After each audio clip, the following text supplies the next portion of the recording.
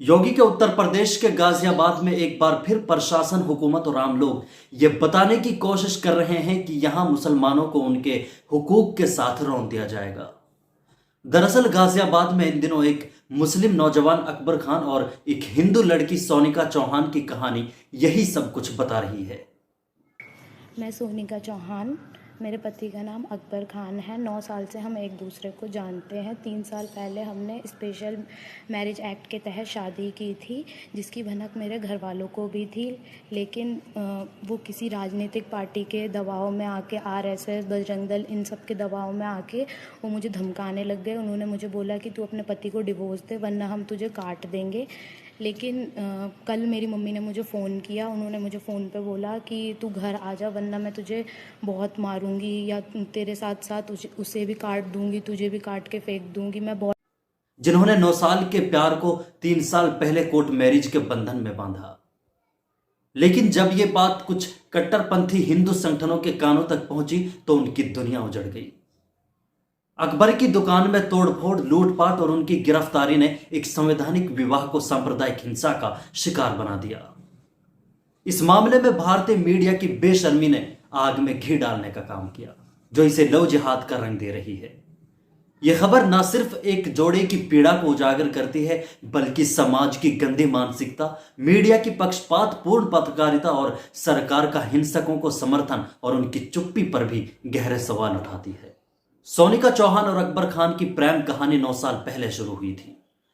दोनों ने एक दूसरे को समझा, प्यार किया और 3 साल पहले गाजियाबाद की एक अदालत में संवैधानिक और कानूनी रूप से शादी कर ली।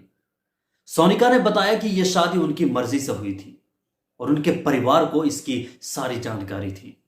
यह एक ऐसा रिश्ता था जो ना धर्म की दीवारों में बंधा था, ना ही समाज की रूढ़ियों में। लेकिन समाज को यह मंजूर नहीं था। जब कुछ हिंदू संगठनों को पता चला कि हिंदू परिवार से ताल्लुक रखने वाली सोनिका ने मुस्लिम युवक अकबर से शादी की है, तो उनका गुस्सा भड़क उठा। सोनिका के मुताबिक इन संगठनों ने उनके परिवार पर शादी तोड़ने का दबाव बनाया। जब सोनिका ने इसका विरोध किया तो गुस्सा अकबर की दुकान पर भी उतरा। भीड़ ने दुकान में तोड़फोड़ की, सामान लूट लिया और उसे सड़कों पर फेंक दिया। यहां तक कि सोनिका चौहान के साथ आम लोगों ने और उनके मां बाप ने मारपीट तक की। और तो और पुलिस ने उल्टा अकबर को ही शांति भंग के आरोप में गिरफ्तार कर लिया, जबकि तोड़फोड़ करने वालों के खिलाफ कोई कार्रवाई नहीं की गई। यह घटना उस दोहरे मापदंड को दिखाती है जो मुसलमानों के खिलाफ समाज और प्रशासन में बैठ चुका है। इस मामले में भारतीय मीडिया की भूमिका शर्मनाक रही है। कई न्यूज चैनल्स और अखबारों ने इस संवैधानिक शादी को लव जिहाद का मामला करार दे दिया। यह वही मीडिया है जो एक मुस्लिम लड़के और हिंदू लड़की की शादी को लव जिहाद का नाम देता है, लेकिन जब कोई हिंदू लड़का मुस्लिम लड़की से शादी करता है तो उसे प्यार में मजहब की दीवार तोड़ना कहकर महिमा मंडन करता है।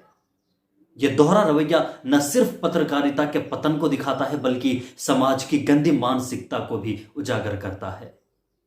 यह नीचता उस सोच को दर्शाती है जो मुसलमानों को हर बार शक की नजर से देखती है और उनकी पहचान को अपराध से जोड़ देती है।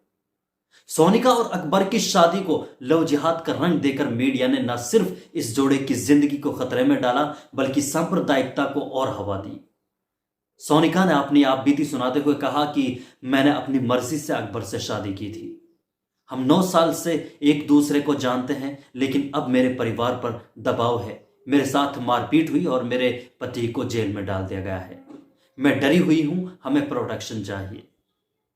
सोनिका की यह गुहार उस डर और उस असुरक्षा को बयान करती है जो इंटर रिलीजियस मैरिज करने वाले जोड़ों को झेलना पड़ता है। इस मामले में पुलिस की भूमिका सवालों के घेरे में है। अकबर के खिलाफ कोई ठोस सबूत नहीं होने के बावजूद उन्हें गिरफ्तार कर लिया गया, जबकि दुकान में तोड़फोड़ करने वालों को खुली छूट दी गई। यह दोहरा रवैया दिखाता है कि प्रशासन सांप्रदायिक ताकतों के सामने बेबस है। सरकार का रवैया और उसकी चुप्पी और भी गंभीर सवाल उठाती है। उत्तर प्रदेश में लव जिहाद जैसे जुमलों को राजनीतिक हथियार बनाया गया है, जिसका खामियाजा अकबर जैसे आम नागरिकों को भुगतना पड़ रहा है। उनकी दुकानें लूटी जा रही हैं, उनकी आज़ादी छीनी जा रही है और उनकी पहचान को अपराध से जोड़ा जा रहा है। यह मामला केवल सोनिका और अकबर तक सीमित नहीं है। यह उस डर और असुरक्षा को दर्शाता है जिसमें देश का मुस्लिम समुदाय जी रहा है, चाहे वो दुकान चलाने वाला अकबर हो या कोई और आम मुस्लिम नागरिक। उनकी पहचान को बार बार निशाना बनाया जा रहा है। लव जिहाद जैसे अल्फाज ने न सिर्फ इंटर रिलीजियस रिलेशनशिप को मुश्किल बनाया है, बल्कि मुसलमानों को सामाजिक और आर्थिक रूप से हाशिए पर धकेल दिया है। सोनिका और अकबर की शादी संवैधानिक रूप से वैध है। संविधान हर नागरिक को अपनी पसंद से जीवन साथी चुनने का अधिकार देता है।